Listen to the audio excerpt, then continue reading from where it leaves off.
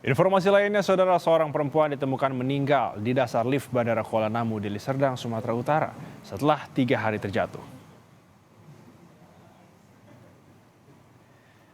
Dari video CCTV yang viral di media sosial, saudara, pada tanggal 24 April, korban terekam berada di dalam lift Bandara Kuala Namu. Namun saat ia berupaya keluar lift, korban justru terperosok dan jatuh karena tidak mengetahui bahwa lift tersebut memiliki 2 pintu. Menurut keluarga, saat itu korban akan mengantarkan keponakannya ke Malaysia. Kemudian korban pergi sendiri ke lantai 2 bandara. Ia sempat menelpon keponakannya bahwa ia terjebak di lift, lalu hilang kontak.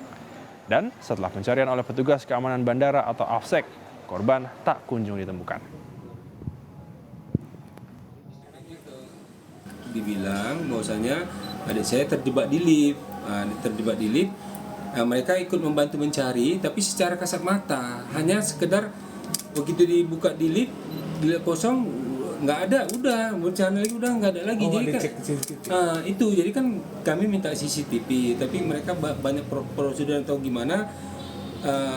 Itu kan sebenarnya kan titiknya kan sudah tahu, ya kan, titiknya sudah tahu bahwasanya titiknya itu di lift.